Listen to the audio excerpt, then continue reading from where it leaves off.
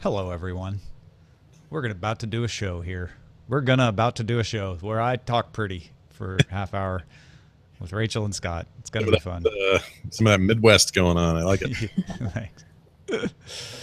Yeah, programming note. I am out tomorrow and Friday. So Justin Robert Young hosting tomorrow, and Roger Chang and Jen Cutter hosting on Friday, plus a special interview with McAfee's CTO in the feed. So keep an eye out for that. Very nice.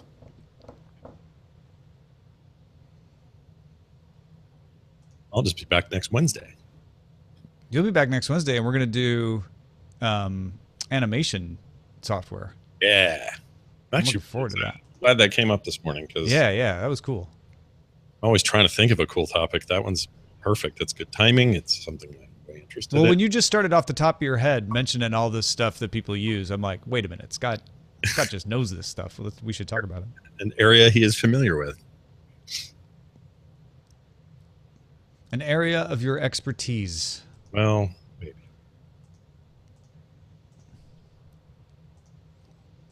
Okay. This is just one of those weird days where nothing... I mean, I shouldn't say that, because then everything is going to fall apart. But you just have those days sometimes where things work. You were early. Yeah. She sounds amazing on her mic. Roger's fine. Just kidding, Raj. You're always fine. Roger, W. Scottis1 just gave you the paste bin. Face palm? The paste bin. Oh. He always takes all the links and puts them together as a paste bin. Well, if y'all are ready, I'm ready. Yeah. Shall we? Do it. Here we go. Daily Tech News Show is powered by you. To find out more, head to dailytechnewsshow.com/support. This is the Daily Tech News for Wednesday, July 26, 2017. I'm Tom Merritt, alongside with Scott Johnson from the Frog Pants Studios at frogpants.com. How are things there, Scott? I'm always happy to be alongside with people. So thank you for having me as always. I love Wednesdays, and I'm so stoked about our guest today. Yeah, joining us today is Rachel Metz. She is MIT Technology Review's senior editor for mobile. Welcome, Rachel. Good to have you on the show. Hello. Thank you for having me. Rachel wrote up an article that is something that I think I subconsciously had noticed, all of these stories with the year 2021, and you consciously noticed it and went and investigated and found, like, wow, 2021 is looking like it's going to be really cool if all these predictions pay off. I am so excited. It is the future. It is, and it's not even that far away. We're going to talk about that. Finally. I know. Finally, the future is getting so close. Let's start off with a few tech things you should know.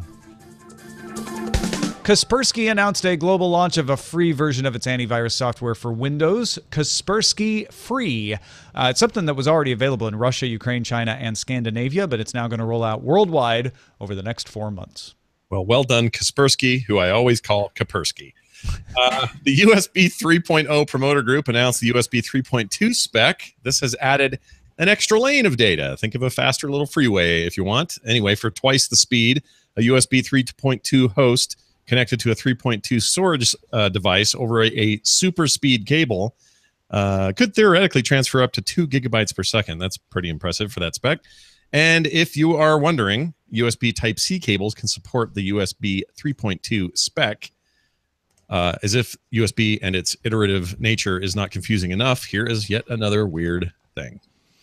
Yeah, it makes me... Thunderbolt, USB-C, same connector. Just first of all, make the connectors the same. I know Apple jumped the gun on it, but I support eventually having everything be reversible USB-C connectors. And then Thunderbolt may still be a little faster, but give us multiple protocols that are super fast. I'm all for that. Amen. Yeah. All right, here's some more top stories. Apple and a company called Cochlear have partnered on making the Cochlear Nucleus 7 sound processor stream sound directly from iOS devices. It's going to work for some versions of the iPod, iPad, and the iPhone. Nucleus 7 is a hearing aid. It's surgically implanted, and you can control and customize sound on the implant from the phone. because Cochlear's newest processor can be controlled by the phone directly. It's not Bluetooth. Well, it actually might be using Bluetooth, but it's not through your Bluetooth settings. You don't need to download an app either. You just go into the accessibility settings and you can pair it from there. Rachel, this sounds pretty nifty. Like if you have to wear a hearing aid, now you don't have to deal with an app or any kind of weird connections. You can just have it pipe in directly. It's an interesting idea. I'm really curious to see how this actually functions, to actually see somebody using it and see what they think of it. Because we're seeing a lot of companies that have been making these non-hearing aid assistive hearing devices that work, especially with iOS. So I'm kind of curious how this one pans out. It could actually be interesting since there are a lot of people that use iOS who probably, some of them have hearing problems. Do you think you're seeing it more on that platform because of it being a more unified, the HealthKit platform's a unified platform across iOS devices? It's one company making one phone. We're not dealing with a bunch of different phones. Do you think that's a problem for Android moving forward, that the phones are so diverse they can't, settle on standards that might encourage these kinds of innovations? I mean, I think in general, that the fragmentation, I think, is a problem. Like having, like on Android, as you noted, well, besides there being all different kinds of phones, there's so many people using different kinds of the OS. You've got some people on, a lot of people on older OSs, a few people on the newest and greatest OS. So it's harder for developers, especially developers who haven't already made a ton of apps, to roll out an app and have it work with a lot of people's devices. I think that's why in a lot of cases developers are like, we're going to start with iPhone, and not just here, but in this kind of situation where you want to make sure that it's like this really great experience because people are counting on it to help them in their daily life in a very important way. That would not be surprising to me if you see people going more for iOS, at least initially. Because as I understand it, my dog had something to say about that.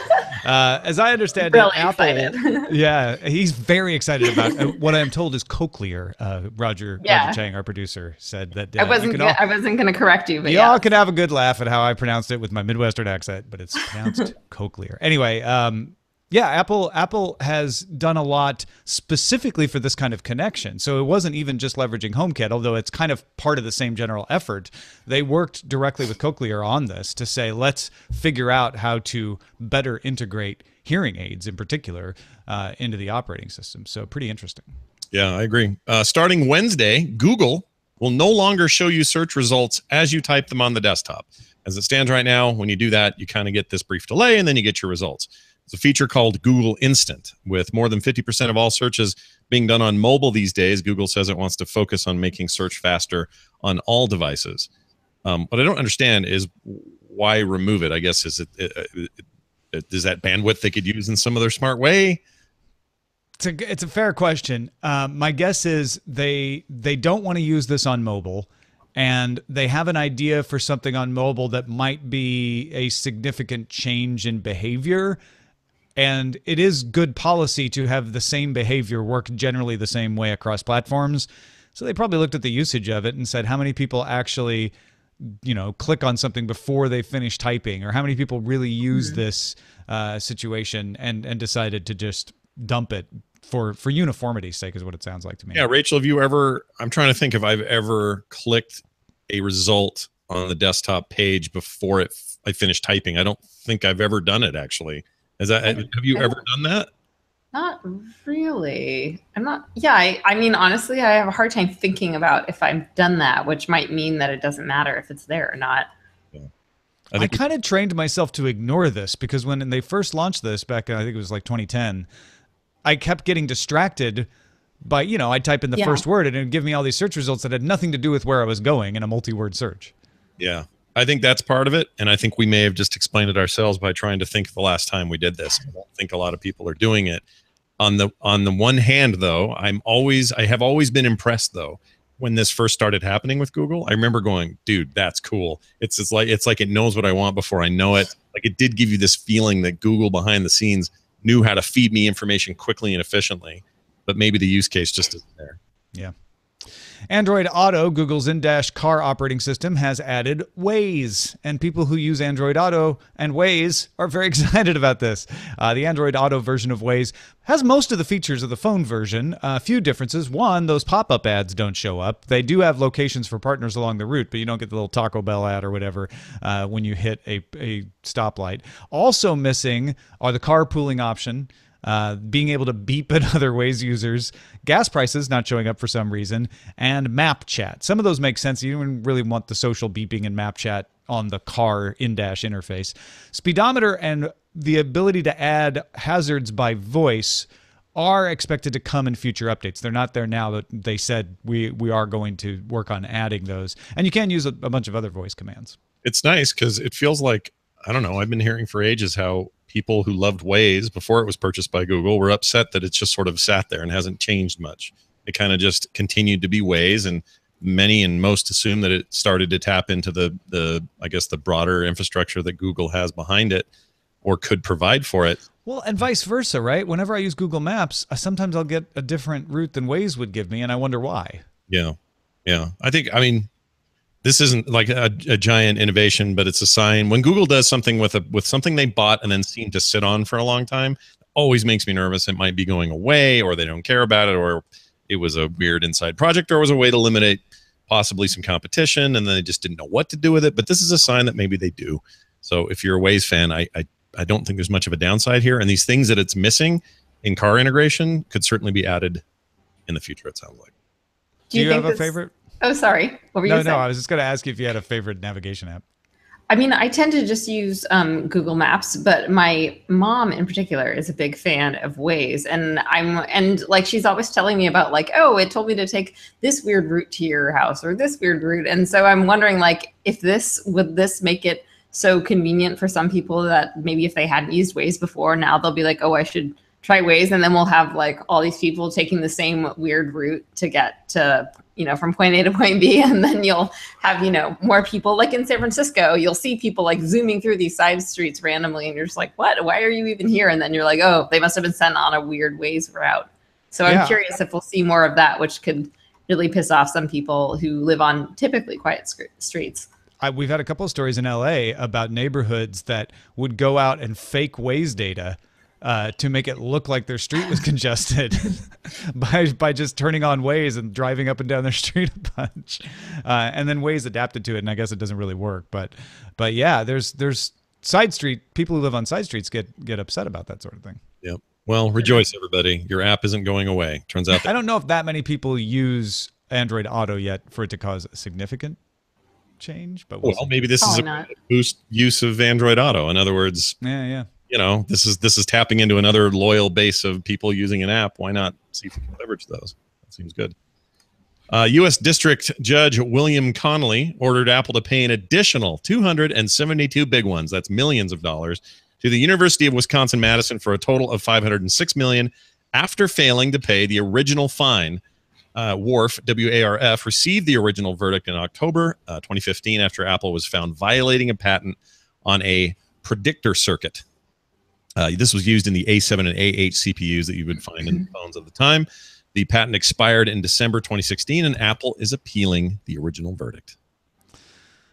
Yeah, everybody's getting pretty excited about this. Apple's still appealing the verdict, which is probably why they didn't pay in the first place. And so, good move on Wisconsin to get the fine extended to say, hey, they haven't paid for a couple of years now, so they should owe us more money for that if they end up losing on appeal, which we think they will because we're on that side of the argument.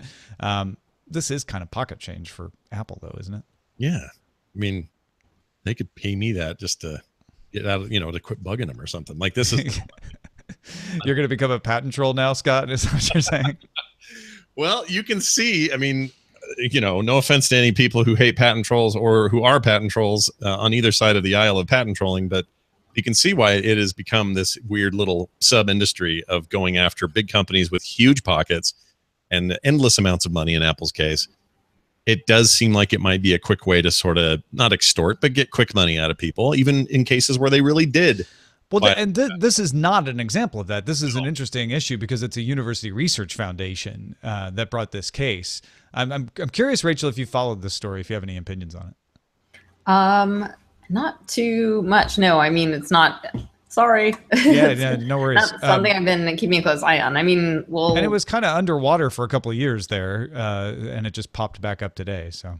Yeah. What are we even on chip wise? A10, A9s, A10s? What are we on? Yeah, they like you said, the patent for this expired in December 2016 anyway. So the amount of money that they've been fined is probably the most that they can get out of Apple, no matter what happens. I think just a side note, a lawyer, if you're a lawyer and you get a job at Apple, I feel like or Google or any of these big companies, I feel like you've got a pretty safe, cushy job for a long time.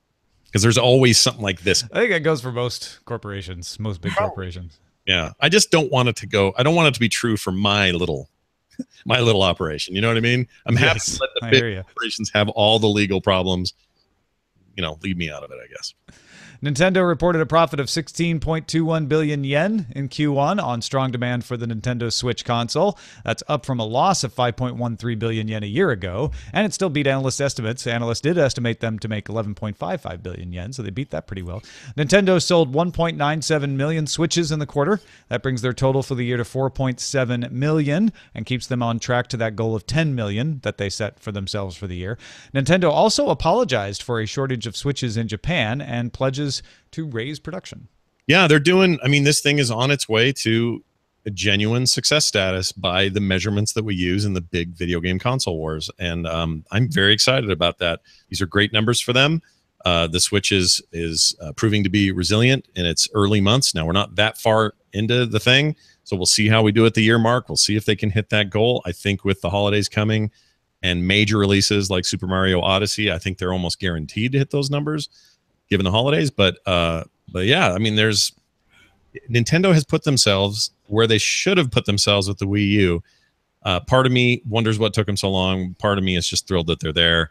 I love a world with Nintendo in it, and I'm about to go on a trip over the weekend for a family reunion where there are a lot of people I don't feel like talking to, and I'm gonna have my Switch there. So thanks, Nintendo. But yeah, these numbers are great. It's really good to see. Keeping families from talking about politics and religion. Or anything. Or anything at all. The Nintendo Switch. All right, folks, if you want to get all the tech headlines each day in about 5 minutes, be sure to subscribe to our other show, Daily Tech Headlines, at dailytechheadlines.com. We're available as podcast on the Amazon Echo as a flash briefing or in the Anchor app, which you can get in the App Store. Just look for ANCHOR. An update on the British version of Daily Tech Headlines for the Echo. We have it submitted, just waiting on it to get approved. So fingers crossed, hopefully maybe sometime mid next week, that'll show up there. And that is a look at the top stories. Okay, so Lyft has a goal of having autonomous vehicles for most of its rides by 2021.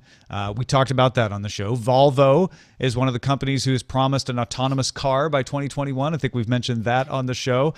All of these 2021s started showing up in all these stories. Rachel, you looked into what other predictions are being made for the magical year of 2021. First of all, I'm curious, was it that give you the idea for the story? Yeah, in fact, we were talking about this over here. I was talking with other editors at MIT Technology Review about Lyft and someone mentioned that their goal of 2021, and I was like, 2021. I feel like I've been hearing that. I swear I've heard that in so many other contexts with so many other things that I cover, like virtual reality, wearable technology, and things like that. And yes, these targets always move, and 2 years from now we'll probably be talking about 2023 or 2025. But I started looking around, and indeed there are a lot of things that are supposed to happen in 2021, and it's going to be the future, and it's going to be amazing. It's coming just 4 years away. Yeah. I know. Things are 5 or 10 years away, right? Oh, no. This is, some of these projections were also made late last year. So then at that point they were 5. They were made when they were 5 years away. So we could always say everything is 5 years away. What's weird is we usually only get this from retrospect. From a video game industry standpoint, I remember 1998 was a huge year, but it was only a huge year in retrospect. And in 2020, we're all like, oh man, look at everything that happened. Nobody predicted this. A huge innovation that year. How is it that we're so certain, or so many seem to be so certain about what 2021 represents? Because that's what feels different this time to me. I have no idea. That is a good question that I should have an answer to, but don't. I mean, I think a lot of it is let's say some of it might be due to the fact that people can always make predictions, and as long as they use special language, it doesn't like really matter if it happens or not. I mean, they hope something will happen, or they want something to happen.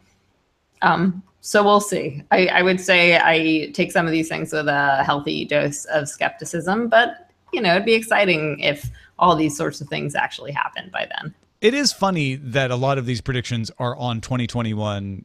It made like you said, it made sense when it was last year's prediction, but they're still happening this year, like the Lyft one. But some of them are a little bit cherry picking. Bloomberg New Energy Finance believes electric vehicle sales will go from 1 to 2% in the United States to 4 to 5%, which is a big jump. But you could have picked 2022 and said they would go to 5 to 6%, right? Like, yeah, true. It's Bloomberg New Energy Finance just picked 2021 for some reason. Yeah, I mean, and to be fair, they have various projections that go out over time. But I mean that's going from a small number to a still fairly small number, but it's a fairly big increase. It's a big multiple, yeah. Yeah, I mean, considering where we are now and how long it's taken us just to get to 1% in the US. Now, on the other side of that, shipments of AR and VR headsets, according to IDC, set to rise to 92 million by 2021. That's a big jump. Yeah, it's quite a large increase. And I'm not sure that that's going to happen, but they seem pretty confident that it will. And if we get some of the headsets for virtual reality and also augmented reality, and in particular AR, because a lot of the growth is expected to come from there, and in the enterprise, if the devices that people are working on now actually come out, then we'll see. A lot of companies are interested in investing in this kind of thing as a tool. And if it can actually help, then, if it saves them money, then they would be interested in ponying up for it. So it's interesting that one's showing, the prediction of rising to up to 92 million people is a pretty drastic jump, and one I would take with a dose of skepticism. As much as I'm actually behind that tech and want it to do really well, it seems really high to me. Are there any others that jumped out at you and made you go, oh man, that's some pie in the sky you got going there by 2021? Yeah, but just to circle back to that one real quick, just to be clear, that's shipments, so it's not sales. So it's possible, that won't actually be the number of people buying them and or using them individually. But let's see, another one that jumped out to me was I thought the idea of male birth control was pretty interesting, because there's a company that TechCrunch actually wrote about called Contraline. And they say that they're going to, or they want to have a form of reversible male birth control that does not require surgery to insert it, available on the market in 2021. Wow. We'll see. That'll go well with your augmented reality headsets we're all buying. I don't know why. But. Yes. There's the story. Don't think about it too much when they say the words insert and no surgery. That's all I'm... Exactly. Don't think too hard. But that the implementation aside, that could be huge. If by 2021 this is a cheap and easy procedure, that could change a lot of the way society works, right?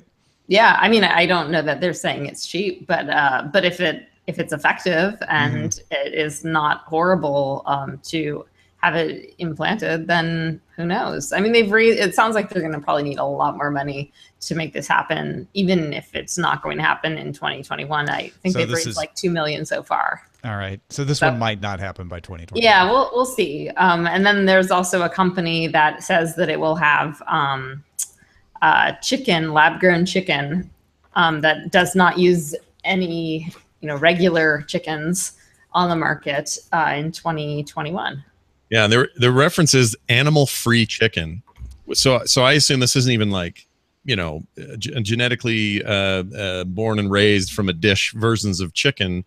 Like straight up, these are going to be, it's lab-grown meat, really. And Tom, we've been talking about lab-grown meat for I don't know how long. A long time. But finally, 2021, I'm getting some animal-free meat. I can't wait.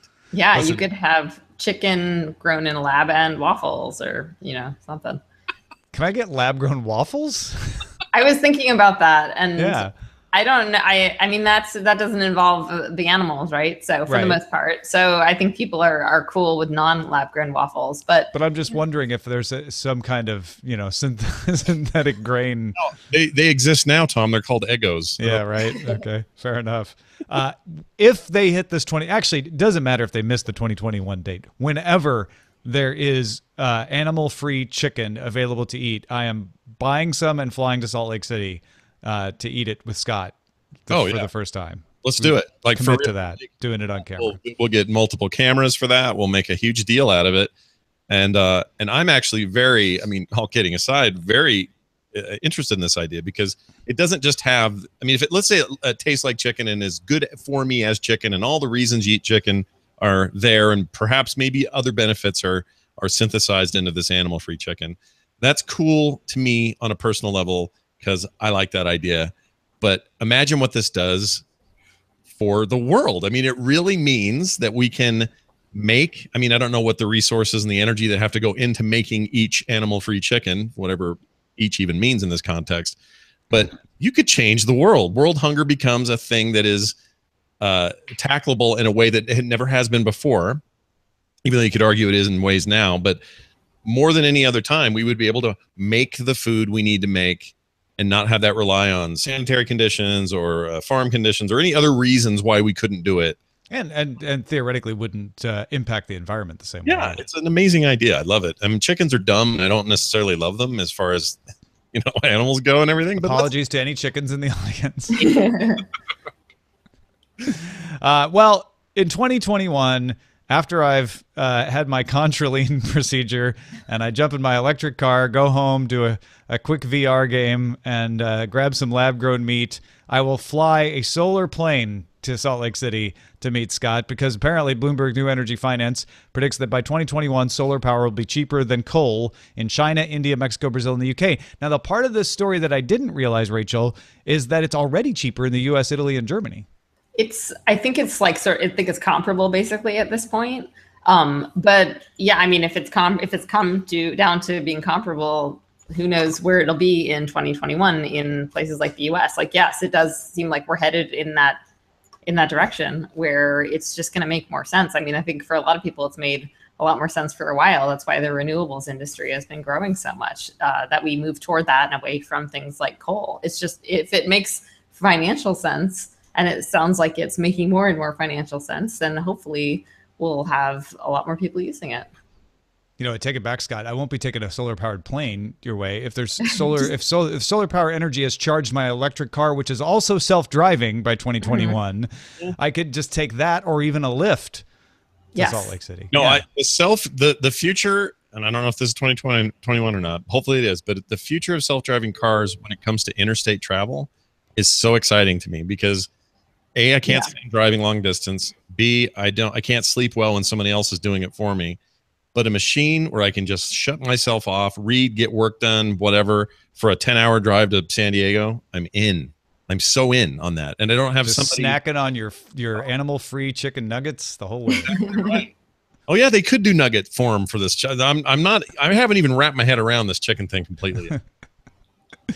Well, okay, I just thought of this right now. Will you two, both of you, Rachel and Scott, commit to, as close to July 26, 2021 as possible, reconvene to assess how things are going? I'm in. I will do my best, yes. All right, yes, with all, with all, make your best effort, I guess, is all I can ask, right? Yeah. If this is to be believed, all three of us will be wearing some sort of AR, VR, mixed reality headsets while we're doing it. Like, what we're talking about here is actually a very exciting future. It's an optimistic one. One of the things I like about this prediction, or these lists of predictions, not predictions, these commitments by actual companies to try to attain these goals, is a lot of them are very forward thinking, and they don't feel like bad human decisions to me. They feel like good, progressive ideas for the human race to move forward on. That's really exciting. It gives me a lot of optimism about the future, not just in technology, but in humanity. So I didn't expect to come away from your article with that, but I did. I don't know if you intended to do that, but that's what I didn't. but you're welcome. Yeah, it worked. Well, I'm putting in my Google Calendar now, July 10th, 2021. Ask Scott and Rachel about follow-up DTNS episodes. Okay, So, yeah, send us the invite. yeah, So we can we'll try to make that happen. And chat room, don't let us forget. Maybe Google will. Maybe Google Calendar won't exist in 2021. And I know, right? I probably won't even be using that. Chickens, actual animal-based chickens. So. Hey, thanks to everybody who participates in our subreddit. You can submit stories and vote on them at dailytechnewsshow.reddit.com and facebook.com/dailytechnewsshow. Let's get to our messages of the day. Our first one comes from Germany, Scott. Well, check this out. Hi, Scott, Tom, and guest. I had an idea to update my car by adding an Echo Dot. I've also had this idea, but I'm chicken. Anyway, it fits nicely in the cup holder, and let's face it, Amazon voice service is the best right now. I believe he's right. Setting up Wi-Fi to connect to my iPhone was painful, and it takes a while to reconnect after I start the car, and the Dot boots. And that's when it hit me. A while ago, you were talking about Amazon might be interested in offering free mobile data for its IO Internet of Things, IoT. Oh, Internet of Things. Yeah, what am I thinking? Internet of Things devices. How about an Echo Dot with built-in Wi-Fi for your car? You plug into the port, connect it to the car's Bluetooth. Done. Smart car with Alexa skills. Just think about the Amazon data would get, or the data Amazon would get. Greetings from rainy Munich, Germany. I set off my Dot too. Did you really? Okay, first fix that, Amazon, please. But yeah, I kind of love this idea of it sort of is what they tried with the Tap, which was the Bluetooth speaker that had a Wi-Fi receiver in it, not a built-in connection. So you need more than built-in Wi-Fi. You need built-in like LTE or something, right? Yeah, and I've argued for a while. I think it's important. I think it's dumb if Amazon doesn't jump on every opportunity to extend the Echo brand into other places and cars, Internet of Things. They're doing that, but as many places that they can, because they really right now do have a strategic advantage. Their voice services are just, in my opinion, better than anything else anyone else is offering. And I think their biggest looming threat is Google, and they need to stay ahead of that. But they've got to just keep going, and I think that'll end up being a really growth thing for Amazon. It already was weird when it came out, and we couldn't believe how good it was. So they just need to take that lead and move forward. I agree with you that it is really good. And Alexa, which I may have set off in your house by saying the name just now. Yeah, we try to just say Amazon Voice Services. Because, sorry, Amazon Voice Services, really good. However, I'll take a little bit of a contrarian view because I'm really concerned about distracted driving. I feel like even with nothing in my car, it is really easy to get distracted driving just by things that are already attached to my car, like the radio, the air conditioner, things like that. So I am pretty concerned that as we see more and more gadgets creeping into the car, and like we were talking earlier about Google, if you're either having your smartphone in the car and using it for things or having it built into the car directly, I still get pretty concerned about how that's going to be implemented and what it's going to mean for distractions. I like you, Rachel Metz, because very few people agree with me on this point, but it's not about hands-free. It's about distraction-free. And especially when you're speaking to something that's not there, it takes more of your brain. They've done studies that show that it takes up more of your attention, and so yeah, I mean I think that's a fair concern to have, and you should have some safeguards around that. I thought I was the only one that felt that when I talk to these devices, I have to engage more of my head space than I usually do, because I'm thinking about saying it right instead of just saying it. If it's my wife and I say, "Honey, throw me a towel," that's just comes out. It's no big deal. If I want to say to my Echo, I need to buy a 48 pack of paper towels or something, I have to really think about it as I go. If I'm doing that in the car, guaranteed that takes a chunk of my focus away. There's no way around it. Yeah, exactly. And some of that is probably because these things are still fairly new. We're not used to communicating in this way, and the devices also aren't. I mean, there's so many things they can't understand, even with all the things they can understand. That, as you just mentioned, like your wife or a family member, anybody who knows you somewhat, or even someone who doesn't know you at all, can just intuit, Yeah. But the future world of 2021, though, we're going to be okay, because if this auto driving world happens, then who cares how distracted we are? We're just in there talking to the thing, and precisely. Yeah. So hopefully those things meet in a couple of years, and it'll be fun. Yeah. All right. Yesterday, we talked about the Singapore airport terminal that's going to potentially have the ability for you to check in, go through customs, and board your airplane without talking to a single person. And we talked about, like, are we okay with this level of biometrics? Michael from Humid and Overcast Yokohama joined into the conversation with concern about people overwriting a fingerprint. He's like, yeah, one concern is people getting your fingerprint out of a database, but what about suddenly someone breaks in and replaces your fingerprint with theirs, and everything that one has access to becomes inaccessible? It's like having the keys to your house all changed. What's worse is that somebody else may have access to all of your data as well instead of you. Getting hold of your biometric data is one thing, but much more frightening is the ability to change that data, and data sets that guard infrastructure as well as purchases. Happy summer of sharks, he says. And then Redacted from sunny and smoky Northern California added yesterday's show about Singapore, as someone who has submitted background check information to the U.S. government, including my fingerprints, I, like many others, have had all my data leaked out during the Office of Personnel Management data breach of 2015. So that's not just personally identifiable information, but a lot of fingerprints were leaked out there as well. So this is something that is already a problem. Again, like I said yesterday, I'm not against biometrics, but I'm saying we need to do it right from the start. We need to think about these things now before it becomes commonplace. And I haven't thought about this before. Having your personal data out there or a password being breached or something is one thing. And I hate that. And I hate that feeling. And I don't ever want to experience that. But having your fingerprint, which is this part of your body that's out there and available and copyable and usable. Yeah, you can only change it 10 times. Yeah, that is super freaky, dude. I don't like that at all. Ugh. No. Yeah, I make a similar bad noise when I think about that, at least in my head. It's scary, right? Because it is a part of you. And that getting into the wrong hands is really frightening. Like you can, if your identity is stolen in the general sense, like if I lost my wallet and somebody used that to like steal my identity, a lot of those things I could fix and replace, and it would be a huge hassle.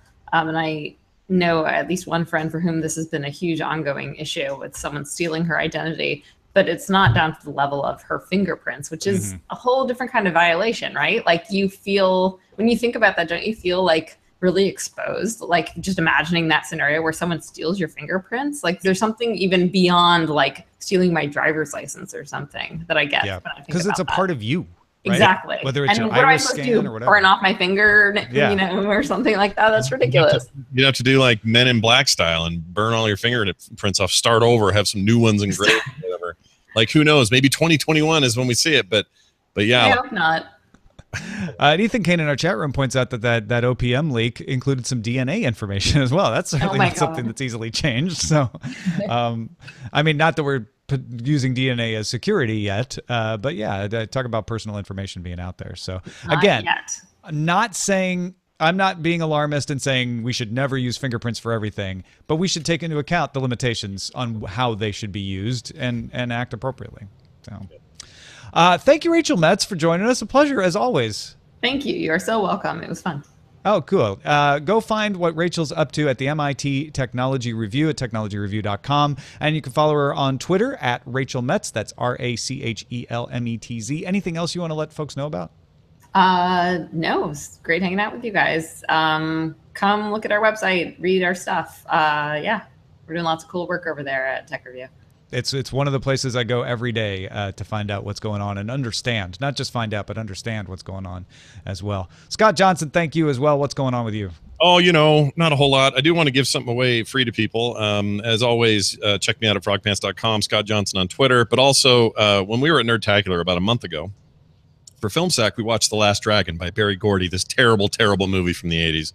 And I thought it'd be fun, since this original copy that I have that I watched and clipped clips from for the presentation at that conference, I have right here, signed and full of free prints and stickers.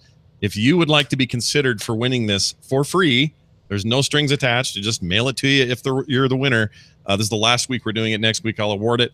Head on over to frogpants.com/contest and enter. I hear that page works weird on mobile, so maybe you want to do it on desktop, but it's frogpants.com/contest, and you could be the winner. Thanks to everybody who gives a little value back to this show for the value they get from it. That's the way we keep the show going at patreon.com/DTNS. And every month we just hope to get one more patron than last month, and so far so good. So thanks for sticking around with us. And hey, if you watch the show on diamondclub.tv, or you've thought about watching the show on diamondclub.tv, be sure to tell the community what you think of it and what features you'd like to see from it. There's a survey up at dctv.link/2017. That's dctv.link/2017. Our email address is feedback@dailytechnewsshow.com. We're live Monday through Friday, 4:30 p.m. Eastern, 2030 UTC at the aforementioned diamondclub.tv, as well as alphageekradio.com, and our website's dailytechnewsshow.com. Justin Robert Young hosting for me. I'll be back on Monday, but Justin will be here with Paul Spain tomorrow. Talk to you then. This show is part of the Frog Pants Network. Get more at frogpants.com. Diamond Club hopes you have enjoyed this program. That was really fun. Thank you, Rachel. Yes, she left. Oh, Well, thank you, Rachel. She was offended, as am I, by you saying that Barry Gordy's The Last Dragon is a terrible, terrible movie. You should be ashamed of yourself. yeah, I should have left my opinion out. That is a cult classic. I got like 6 copies of this movie. I don't know what to do with them all. Send you one, Roger. I already have two, but sure. The Blu-ray, because the Blu-ray's good. It's got extra stuff in it. I know, that's the one I bought. But yeah, no, send it. I love it. I love that movie. I'm telling you, the future of that movie will be a sequel crossover with Big Trouble in Little China. Or not at all, but maybe. No, it's going to come. It's going to come. Listen. Roger, you should enter to win. If Michael Bay can produce the abominations that are Teenage Mutant Ninja Turtles and the sequel, whatever the heck it was called that just released, The Last Dragon, infinitely better material. All right, I'll give you that. You're actually right on that.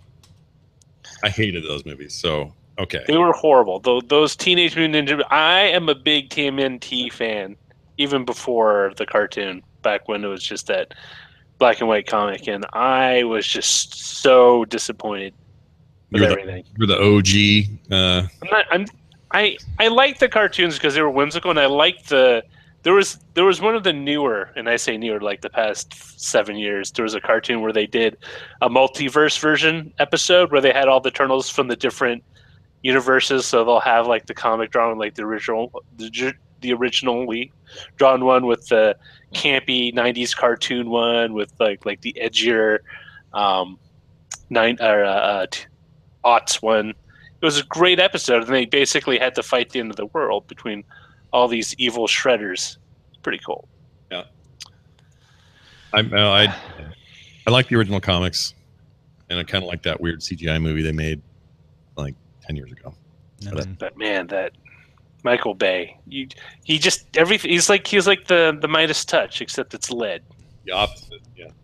Except for some reason they make money, so they still keep doing them. I don't know. It's the worst, right? Isn't it? Something so horrible that still makes money that allows them to make more horrible movies. I'm looking at you, Transformers. How many? 5 movies. The first one I liked. Second one, oh my god, just the third and the rest were just horrible. All right. Titles: The World of Tomorrow, almost literally. Android Auto is set in its ways. Ha. But wait a minute. Why is "but" in there? I don't know. I don't know why you read that, Roger. In the year 2021, the future That's so a close. Brilliant title. In the year 2021. I mean, the person who submitted that title is pretty clever. I don't know. I prefer "but" over that one. Ethan Kane, explain yourself. The future is so close. USB 3 UG. Google hates Daryl. Google limits the ways you drive. Apple didn't predict this fine. What is Google hates Daryl? What's that? Is that like from that Bob Newhart show where my name's Larry, this is my brother Daryl, my other brother Daryl? No, I don't think so. I don't know why that would make it make sense if it was. I don't know, Tom. But is it something to do with Daryl Strawberry, the famous baseball player? Like, yeah, I think it's just a That's name. spelled with a Y. Oh, whoops. Yeah. Well, I don't, you know. Tom and Scott's meat-free dinner date. Switch from the traditional family. A switch in time says Nintendo. But does it taste like chicken? Don't count your chickens before they're synthesized in a lab. That will be the thing, is that the lab-grown chicken won't actually taste like chicken. Be the first thing that didn't. How would it cross the road? Probably in a heated parcel pack on the back of a bicycle. Soylent McNugget in 2021. No to lab-grown bacon. O'Brien. Oh, no, wait, that shifted. Takes more of your Brian. Oh, brain. I think they were trying to spell brain. Yeah. Right? Takes more of your Brian. Casper's free. Ethan Kane says there were a bunch of insertion jokes followed by me, Tom, saying "but" 3 times. And the Daryl joke's a TMS thing. He has the game that he plays with Scott and Brian about guessing the results. Oh, that's the reference? Oh, okay. Have you heard of TMS, Scott? Yeah, I'm behind. GMOs taste like chicken, test tube chicken. Wrap your head around the chicken thing. Scott said that. Wrap your head around I want the chicken to taste like tofurkey. I don't. I want turkey, though. I want turkey that is not an animal. I want all turkey. I want beef. I want all of it. Why don't you just find foods that aren't animals that you like and eat those instead? I don't like food. Okay, here's the important question. Would Zoe Brings Bacon eat animal-free, lab-grown bacon? I would. I would Depends try on how it. it tasted. Yeah. I would totally try it, yeah. As I get older, I actually don't have as much affection for that meat as I used to. Depends on the day, but if I smell it cooking, they've got me. I'm pretty much in. Zoe wrote in all caps, "No, of course not." Oh, geez. Purist. All right. Got it. My bacon. Podcast said she already said no. Right. Meat-free mandate. Get it? Mandate and mandate. That's pretty good. Oh, I get it. Yeah. I don't think we use it, but I like it. It's funny. It gets points for being funny. Yep. Let me guess, Tom. You think in the year 2021? I love that. You like that too? Yeah. Done. But. In the year 21. In the year 2021. The year 2021. All right. Come on, show enough. That line is awesome. Show enough. Enough. Who's the biggest, baddest? I love that. There's just so much character in the whole thing. I love it. So bad. So bad. But it's bad in a great way. I give you that.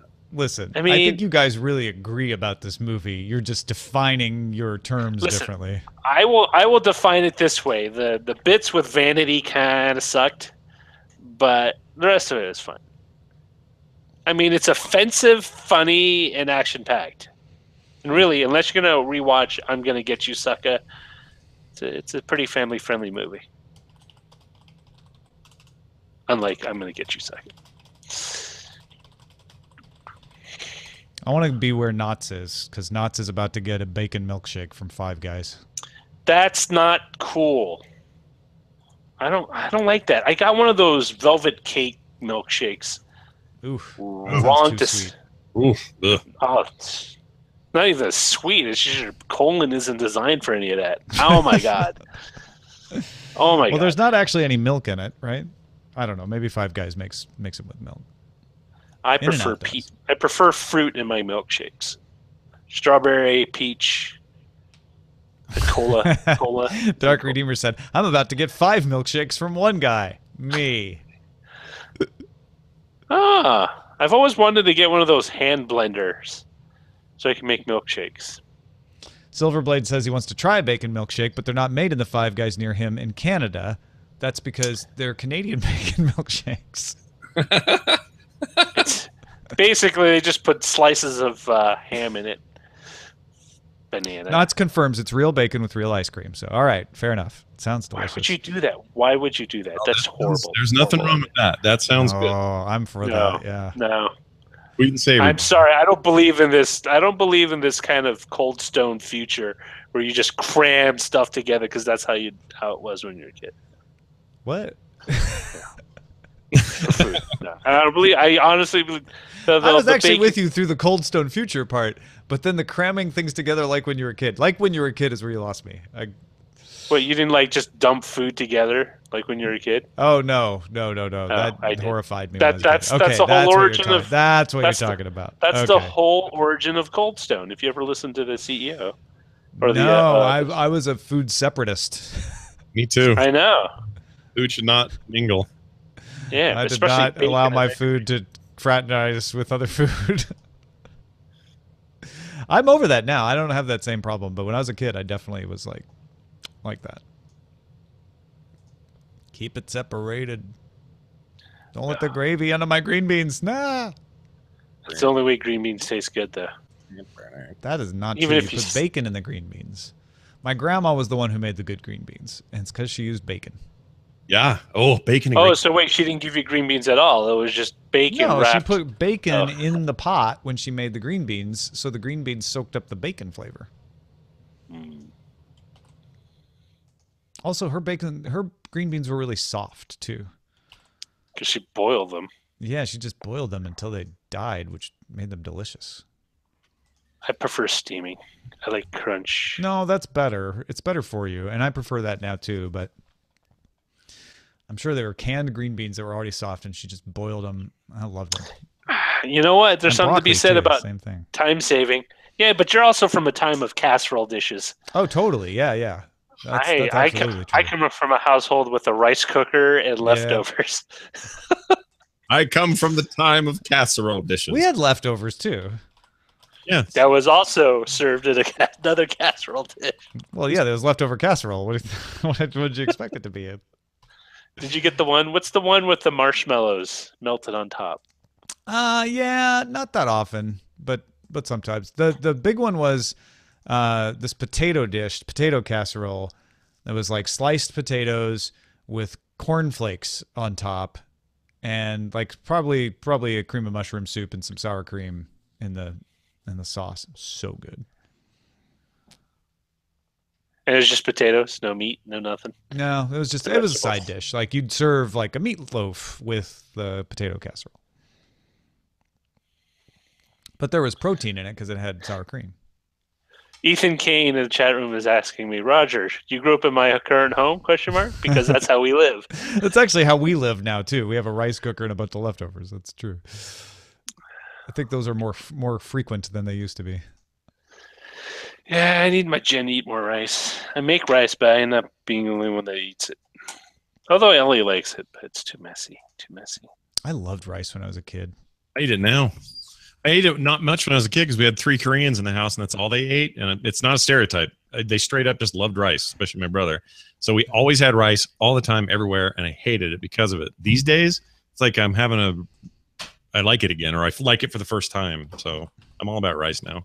I mean, when Eileen and I first started dating, one of the first things she asked me was when I said like, "Oh yeah, I ate rice growing up. I loved it." She was like, "Did your parents put butter on it?" And I was like, "Yeah, they did." And she started laughing. She's like, we'd always make fun of white people for putting butter on their rice. We didn't understand why they did that. We put a lot of weird rice, butter. What else? No, my rice was just white, sticky, glutinous rice, and then that's what Eileen had growing up too. And she didn't like it was jasmine rice. She didn't like what is it? Calrose?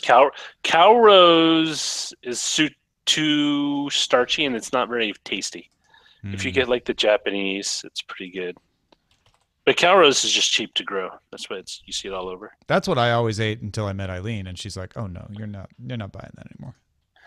The best rice though is in Persian, Iranian dishes. Like they do this very saffron heavy. It's really good. And they make like a huge pot of it. It's amazing.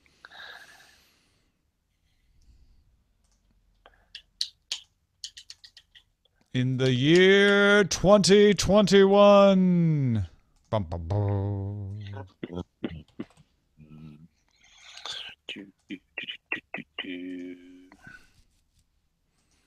All right. That is and Nature Seasons. Oh my gosh, Ethan Kane, you're absolutely right. Butter and Nature Seasons. Wait, what's Nature It's like this combo spice. Oh, is it like from McCormick? Yeah, I'm pretty sure it's McCormick. It's if I remember it's someone telling me McCormick never to knockoff. buy that or they would slap me. I think it was a roommate. Never buy that. Never buy that. We had I didn't think I liked pork chops because my mom would just cook the crap out of them. She was worried about trichinosis. Till they turned into little hockey pucks. Yeah. And then when I had the first juicy pork chop, I was like, oh. And my grandma just never made pork chops because I think she was that afraid of trichinosis. I used to avoid eating so much pork because of people. Because I watched this thing on PBS about trichinosis and unclean meats or something. And I was just scared. I'm like, I'm not eating it. I have worms in it. Worms.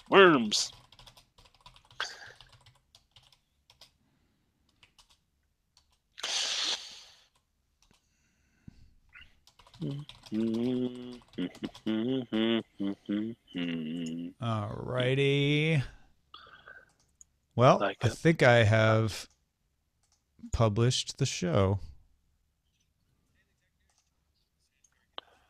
Sanitary conditions.